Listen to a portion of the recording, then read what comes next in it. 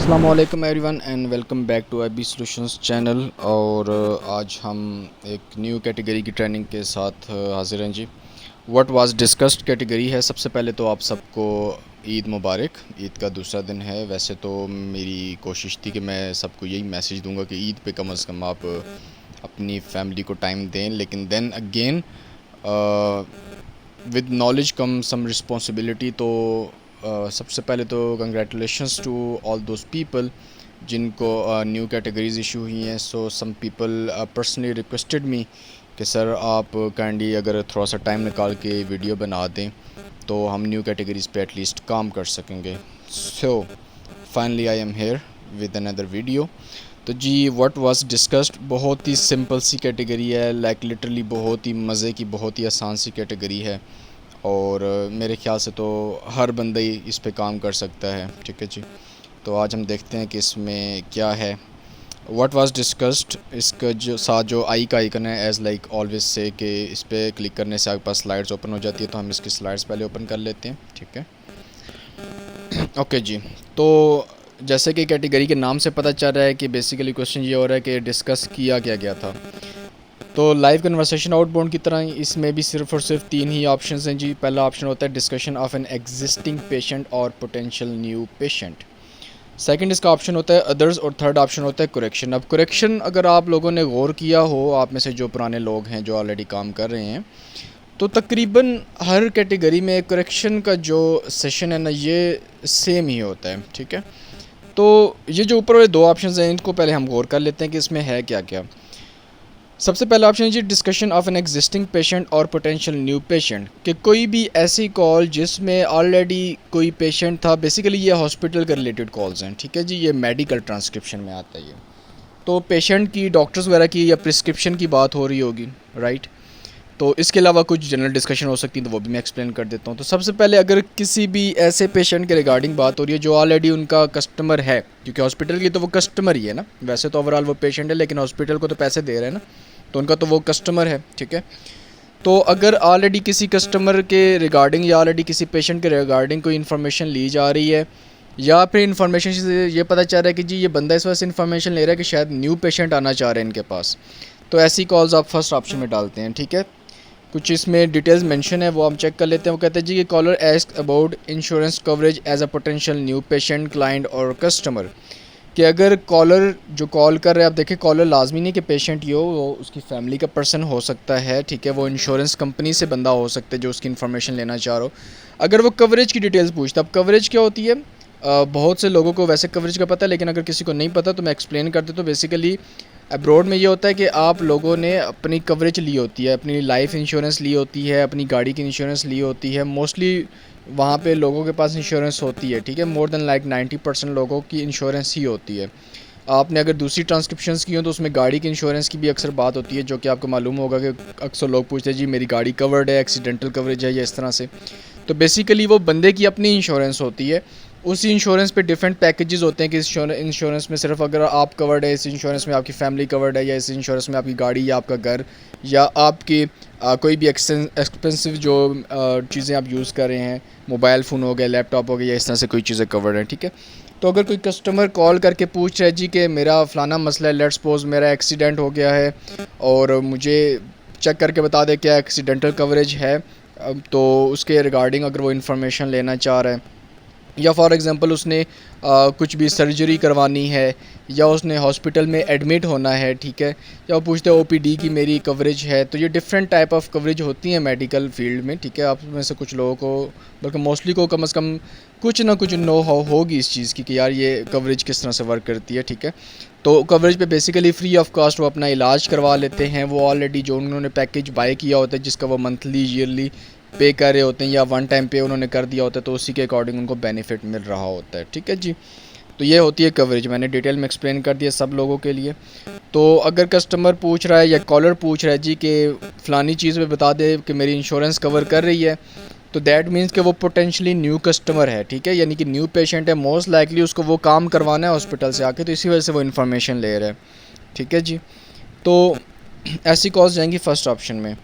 Second है जी caller ask about pricing for service और procedures for a potential appointment, कि वो पूछ रहे जी कि फ़लानी चीज़ फ़लानी सर्जरी के क्या चार्जेज़ हैं आपके, या बेड अगर मैंने रिज़र्व करवाना है तो उसके क्या चार्जेज़ हैं, ठीक है। इस तरह से किसी भी सर्विस, किसी हॉस्पिटल की सर्विस के रिलेटेड चार्जेस पूछ रहा है, ठीक है, या प्रोसीजर के चार्जेस वगैरह पूछ रहा है, या डिटेल्स पूछ रहा है प्रोसीजर की, तो वो भी पोटेंशियल अपॉइंटमेंट ही कंसीडर होती है, ठीक है जी।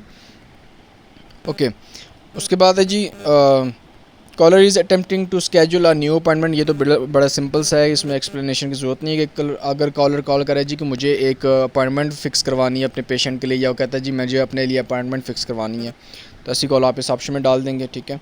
इसके अलावा मोस्टली जो आपके पास कॉल्स रिसीव होती है इस कैटेगरी में, वो होती हैं जी caller is discussing an upcoming appointment that was already scheduled. Customer ने हो सकता है महीना पहले, हफ़्ता पहले, 2 हफ़्ता पहले अपॉइंटमेंट ले ली थी, क्योंकि अब्रॉड में ऐसे होता है कि डॉक्टर से ना अपॉइंटमेंट्स बड़ी मुश्किल से मिलती हैं। आपको ना वॉक इन बहुत कम चांसेस होते हैं कि वॉक इन आपको अपॉइंटमेंट्स मिल रही हों, ठीक है जी। तो मोस्टली लोग अपनी अपॉइंटमेंट्स डॉक्टर के साथ फ़िक्स करने के बाद जाते हैं। अब ऑब्वियस सी बात है कि डॉक्टर से अपॉइंटमेंट फ़िक्स होगी तो वो एक बंदे की तो नहीं, बहुत से लोगों की, तो कोई हफ़्ता पहले करवा लेता है, कोई 2 हफ़्ते पहले करवा लेता है, तो फिर लोगों को अक्सर औक़ात याद नहीं रहता, तो वो 1-2 दिन पहले कॉल करके पूछ लेते हैं जी कि कौन सी डेट की अपॉइंटमेंट है, कंफर्म कर दें, या फिर वो टाइम पूछ लेते हैं जी कि आज की मेरी अपॉइंटमेंट है, मुझे टाइम बता दें किस टाइम की है, ठीक है। इसके अलावा caller is discussing an appointment currently in progress. Already appointment है, उसके रिगार्डिंग कोई डिस्कशन करें। अब डिस्कशन में डिफरेंट चीज़ें हो सकती हैं जी, ठीक है। एक ही चीज़ इन्होंने साथ ऐड कर दी है, वरना ये मैं भी अभी आप लोगों को बताने लगा था कि caller is rescheduling an upcoming existing appointment, कि ऑलरेडी अपॉइंटमेंट है, कॉल करता है जी मैं आ रहा था, मैं लेट हो गया हूँ किसी भी रीज़न की वजह से, ठीक है, या मेरे लिए आज पॉसिबिलिटी नहीं आने की, तो काइंडली आप मेरी अपॉइंटमेंट को रीस्केड्यूल कर दें, ठीक है। तो एग्जिस्टिंग अपॉइंटमेंट है, ऑलरेडी अपॉइंटमेंट थी, उसके रिगार्डिंग कोई भी चीज़ चेंजिंग करवाना चाहिए, या मिसाल के तौर पे कोई चीज़ ऐड करवाता है कि जी मेरे पास ऑलरेडी अपॉइंटमेंट है डॉक्टर की, लेकिन मैं साथ में इस चीज़ का भी चेकअप करवाना चाह रहा हूँ, तो वो भी काइंडली ऐड कर दें। तो उसने एग्जिस्टिंग या ऑलरेडी अपकमिंग अपॉइंटमेंट में चेंजिंग करवाई, तो वो भी इस ऑप्शन में आप इंटर करेंगे, ठीक है जी। इसके अलावा जी कॉलर एस्क अबाउट बिलिंग और इज़ अटेम्प्टिंग टू पे of a balance. Customer billing के रिगार्डिंग पूछा जी कि फ़लानी मैंने सर्विस यहाँ से अवेल की थी, या मैंने अवेल करनी है, तो उसके क्या चार्जेस हैं, या कहता है जी कि मैंने ऑलरेडी सर्विस अवेल की थी, मेरा कुछ बैलेंस था वो मैंने पे ऑफ करना है, यानी कि कुछ बकाया जात थे मेरे, कुछ मैंने और भी पैसे देने थे, कंप्लीट उस टाइम पे नहीं कर सका था। तो ऐसे तमाम तर कंसर्न्स आप फर्स्ट ऑप्शन में डालेंगे। बहुत ही सिंपल सी है, कॉम्प्लिकेटेड नहीं करना चीज़ों को। अदर वाला सेशन एक्सप्लेन करता हूँ तो आपको सारी चीज़ें क्लियर हो जाएंगी।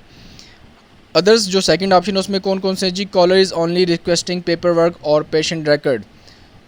मोस्टली कॉल्स ऐसी भी आएंगी आपके पास जिसमें वो कहेंगे जी फ़लाना एक पेशेंट था आपके हॉस्पिटल में, तो उसका जो आपके पास पेपर वर्क अवेलेबल था या उसका रिकॉर्ड हमें रिक्वायर है। तो ये बेसिकली कौन लोग होते हैं, सम टाइम इंश्योरेंस वाले कंफर्म कर रहे होते हैं, ठीक है, कि कस्टमर की क्या कवरेज है, या हम लोगों ने उसको कितना पे किया है, या रिकॉर्ड चेक करना चाह रहे होते हैं। तो इस तरह से थर्ड पार्टी जो वेंडर्स होते हैं, ठीक है, जिसमें इंश्योरेंस कंपनीज़ आ जाती हैं, जिसमें क्रेडिट ब्यूरो वगैरह आ जाते हैं, तो वो अगर कॉल करके इस तरह की इन्फॉर्मेशन ले रहे होते हैं, तो देखिए इसमें एग्जिस्टिंग पेशेंट के रिगार्डिंग कोई डिटेल्स डिस्कस नहीं हो रही हैं, इसमें न्यू पोटेंशियल अपॉइंटमेंट के रिगार्डिंग कोई चीज़ नहीं है। ये सिंपल एक जनरल सी क्यूरी है जी कि फ़लाना एक आपके पास पेशेंट आया करता था या आता है, उसका रिकॉर्ड हमें चाहिए, या उसका पेपर वर्क वगैरह हमें चाहिए। या जनरल इंक्वायरी होती है जी कि मुझे ये बता दें कि क्या आपके हॉस्पिटल वाले सर्जरीज़ भी करते हैं, या आपके हॉस्पिटल वाले फ़लानी चीज़ करते हैं, या फिर आपके बिज़नेस आवर्स के हैं। अब देखिए बिज़नेस आवर्स जो हैं वो मल्टीपल हो सकते हैं, ठीक है, डिफरेंट फील्ड्स के हो सकते हैं, और आपको ये नहीं पता कि वो बिज़नेस आवर्स पूछने वाला वो कस्टमर ही है या वो कोई वेंडर है। बिज़नेस आवर्स कोई ऐसा जो मेडिकल रेप वगैरह होते हैं वो भी पूछ सकते हैं जी कि आपके हॉस्पिटल की टाइमिंग क्या है। इसी तरह से ये जो डायरेक्शन ऑफ प्रैक्टिस है, आप कुछ लोगों के माइंड में ये सवाल होगा कि यार माइट भी ये डायरेक्शन ऑफ प्रैक्टिस तो सिर्फ कस्टमर ही पूछेगा, लेकिन ऐसा नहीं है। देखिए सम टाइम जो मेडिकल रिप्रेजेंटेटिव्स वगैरह होते हैं, ये जो कंपनीज़ होती हैं जो सर्जिकल इंस्ट्रूमेंट सेल करती हैं या डिफरेंट सर्विसेज या मशीन्स वगैरह प्रोवाइड कर रही होती हैं, तो वो भी हॉस्पिटल्स को कॉल करके पूछती हैं कि जी फ़लानी सर्विसेज आपके हॉस्पिटल ऑफ़र कर रहा है, ठीक है। तो इस वजह से इसमें हमारे पास क्लियरेंस नहीं है कि ये जो कॉल है ये कौन करे, ये कस्टमर का। देखा कि कस्टमर करे ना, तो कोई ना कोई ऐसा हिंट आपको ज़रूर देगा जिससे आपको पता चलेगा कि यार ये पोटेंशियल कस्टमर है या पेशेंट है जो इन्फॉर्मेशन ले रहे हैं। तो अगर पेशेंट है तो फर्स्ट ऑप्शन में कॉल डालेंगे आप, अगर जनरल इंक्वायरी है तो सेकंड ऑप्शन में, ठीक है जी। इसी तरह से जी caller and agent are having a personal discussion unrelated to a patient और अपॉइंटमेंट। सम टाइम लोग कॉल करते हैं जो वहाँ पे रिप्रेजेंटेटिव होते हैं हॉस्पिटल का, जो स्टाफ वगैरह होता है, सेलफोन वगैरह अगर उनका अलाउ नहीं होते, उनके घर वाले कॉल कर लेते हैं उनके नंबर पे, जो वहाँ पे लैंडलाइन नंबर वगैरह होता है, उसमें पर्सनल इन्फॉर्मेशन वो शेयर कर रहे हैं, पर्सनल कन्वर्सेशन उनकी चल रही है, तो ऐसी कॉल भी आप अदर में डालेंगे, क्योंकि इसका डॉक्टर वगैरह के साथ या पेशेंट के साथ कुछ लेना देना नहीं है। ठीक है जी। इसके अलावा जी, call is from another practice and unrelated to a patient और अपॉइंटमेंट। इसका मतलब क्या है कि सेम हॉस्पिटल में किसी और डिपार्टमेंट से कोई बंदा कॉल कर रहा है और स्टाफ को, और वो किसी भी इन्फॉर्मेशन रिगार्डिंग, यार वो फलानी चीज़ काउंटर पे पड़ी हुई है, या मेरा पार्सल आएगा उसको रिसीव कर लेना, या इस तरह की जो इंटरनल कन्वर्सेशंस हैं जिसका डॉक्टर पेशेंट के साथ कुछ भी लेना देना नहीं है, जो कि हॉस्पिटल की जेडी में नहीं आ रहा होता, जॉब डिस्क्रिप्शन में। ठीक है जी। तो वो कॉल्स भी आप इस ऑप्शन में डालेंगे। और इसके अलावा एंड में जी, call is from a vendor. ये तो वेरी अंडरस्टूड सी बात है कि अगर कोई वेंडर कॉल करे, कोई दूसरी कंपनी को सेल करने के लिए कॉल कर रही है, या किसी डॉक्टर से अपॉइंटमेंट वगैरह फिक्स करनी है। अच्छा, यहाँ पे आप ये चीज़ नोट कर लीजिएगा कि अगर कोई दूसरी कंपनी से कॉल करे, हालांकि वो अपॉइंटमेंट मांग रहा है, लेकिन आपने इस चीज़ को मेक श्योर करना है कि ये अदर में आप कॉल डालेंगे, क्योंकि वो क्लाइंट नहीं है, यानी कि कस्टमर नहीं है। ठीक है जी, पेशेंट नहीं है वो। उसके बाद अच्छा, ये जो दो ऊपर ऑप्शन है, ये दोनों तो उसी सिनेरियो में एप्लीकेबल होंगे जब लाइव कॉल चल रही है, जब लाइव किसी से बात हो रही है। वॉइस मेल पे तो आपस में तबादला नहीं होता बातों का, वॉइस मेल पे वन साइड कन्वर्सेशन होती है, तो वॉइस मेल पे ये सारी चीज़ें एप्लीकेबल नहीं है। ये सारी चीज़ें तब एप्लीकेबल है जब कस्टमर असिस्ट हो रहा है, लाइव कन्वर्सेशन चल रही है। तो करेक्शन में सबसे पहली चीज़ तो माइंड में रख ले कि अगर कोई भी कॉल जिसमें वॉइस मेल आ जाती है, वो तो चुप करके आपने आंखें बंद करके करेक्शन में डाल देनी है। ठीक है, वो तो आपकी एक तरह के मुफ्त के पैसे आप कह लेंगे, फ़ौरन कॉल आपने रैप अप की, सोचने की भी ज़रूरत नहीं पड़ी आपको। वॉइस मेल पे कॉल आ गई, कस्टमर ने मैसेज छोड़ दिया या मैसेज नहीं छोड़ा, दोनों सिनेरियो में आपने ये कॉल इस सिनेरियो में डाल देनी, करेक्शन में डालनी है। ठीक है जी। खैर एनी हो, ऑप्शंस पढ़ लेते हैं ताकि कोई चीज़ मिस ना हो। पहला ऑप्शन तो क्लियर है, reached voice mail and left a message. Second option जी, call was answered by an agent but the agent was not a qualified employee और द इंटेंडेड पार्टी, और the caller was transfer to voice mail and left a message. Customer ने call की, जी मुझे heart surgery के regarding information चाहिए। Agent कहता है sir hold on for a second, मैं आपकी कॉल ट्रांसफ़र करता हूँ। कॉल ट्रांसफ़र की, आगे वॉइस मेल आ गई, कस्टमर ने मैसेज छोड़ा या नहीं छोड़ा, दोनों सिनेरियो में कॉल करेक्शन में चलेगी। या फिर एजेंट कहता है सर मुझे नहीं पता, वेट करें, मैं कॉल ट्रांसफ़र करता हूँ, होल्ड पे लगाया, कॉल ड्रॉप हो गई। या एजेंट कहता है कि सर मेरे पास इन्फॉर्मेशन नहीं है, ऐसे करे अपना नेम नंबर दे दे, किसी से कॉल बैक करवा दूंगा, तो तब भी कस्टमर असिस्ट नहीं किया उसने। तो आपने पहला या दूसरा ऑप्शन उस सिनेरियो में सेलेक्ट करना है जब क्वालिफाइड एजेंट कस्टमर की असिस्टेंस करेगा या खुद से कॉल बैक करने का बोलता है तो। ठीक है जी। अगर किसी और से कॉल बैक करवा रहा है या कस्टमर की हेल्प नहीं हुई उस कॉल पे, उस पर्टिकुलर कॉल पे, तो आप उस कॉल को करेक्शन में डालेंगे। उसके बाद है जी option, caller is just a second, caller did not connect to the intended individual or a qualified employee and instead leave a message or live person। ठीक है जी, ये एक्सप्लेन हो गया। Call is transfer from a person और business greeting and left on hold, ये भी explain हो गया। उसके बाद है जी, caller is transfer from a person और business greeting and the call disconnect while on hold. Same चीज़ है जी कि अगर एजेंट ने बोला सर वेट करें मैं कॉल ट्रांसफ़र करता हूँ आपके रेलिवेंट पर्सन को, और कॉल डिस्कनेक्ट हो जाती है होल्ड पे। ठीक है जी।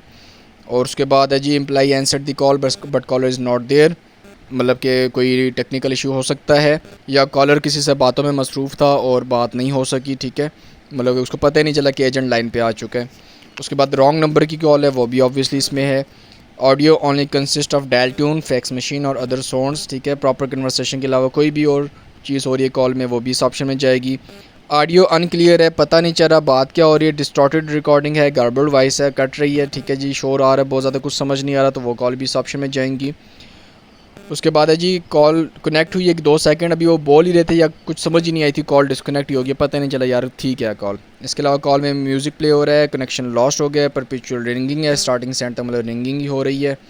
और उसके बाद आफ्टर आवर्स ग्रीटिंग जो चारी होती है जी कि thank you for calling this hospital, we are available from 9 AM to 12 AM blah blah, और बस उसी रिकॉर्डिंग के दौरान में कॉल एंड हो गई। उसके बाद जी वॉइस मेल पे गया, मैसेज नहीं छोड़ा, वॉइस मेल फुल थी, मैसेज नहीं छोड़ सका, मैसेज छोड़े भी तो भी इसी ऑप्शन में जाएगी, वॉइस मेल तो जाती इसी ऑप्शन में ना। ठीक है जी। और उसके बाद आंसरिंग मशीन आ गई जी, लेकिन रिकॉर्डिंग में कोई भी चीज़ें अवेलेबल नहीं हैं। उसके बाद अच्छा एक और चीज़ यहाँ पे क्लियर कर दूँ, अगर कस्टमर या पेशेंट कॉल कर रहा है और आंसरिंग मशीन आ जाती है और आंसरिंग मशीन पे वो कहता है जी कि I want to fix an appointment with doctor John या कुछ भी, और आंसरिंग मशीन जो है वो उसको असिस्ट कर देती है, प्रॉपर कॉल हो जाती है, यानी कि लाइव बंदा बात नहीं कर रहा है लेकिन आंसरिंग मशीन उसको आंसर कर रही है उसकी कीज़ प्रेस करने पे या उसकी वॉइस मैसेज पे, और in the end customer appointment fix करके चला गया, तो वो कॉल फर्स्ट ऑप्शन में डालनी है, उस कॉल को आपने इस ऑप्शन में नहीं डाल देना, ठीक है। इस चीज़ को माइंड में रखिएगा। आंसरिंग मशीन भी असिस्टेंस के तौर पे ही यूज़ होती है। जब बहुत ज़्यादा कॉल वॉल्यूम होता है तो वो आंसरिंग मशीन भी लगा देते हैं और वो आंसरिंग मशीन कस्टमर्स को असिस्ट करती है। ऐसी कॉल्स आपने फाइनेंस में देखी होंगी कि कस्टमर अक्सर पेमेंट्स करने के लिए कॉल करते हैं और आंसरिंग मशीन कहती है जी क्रेडिट कार्ड नंबर डायल करें, सीक्रेट कोड डायल करें, अमाउंट डायल करें, और उसके बाद वो अमाउंट पे करके चला जाता है, तो असिस्ट हो जाता है, दोबारा कॉल करने की ज़रूरत नहीं होती कस्टमर को, ठीक है जी। तो दैट्स इट। बाकी अनफेमिलियर लैंग्वेज, इंग्लिश के अलावा कोई भी किसी और लैंग्वेज की कॉल होती है तो वो आपने अनफेमिलियर लैंग्वेज में डाल देनी है। सो बिल्कुल छोटी सी कैटेगरी है, पे आउट अच्छा है, एंजॉय करें इसको, do not waste this category.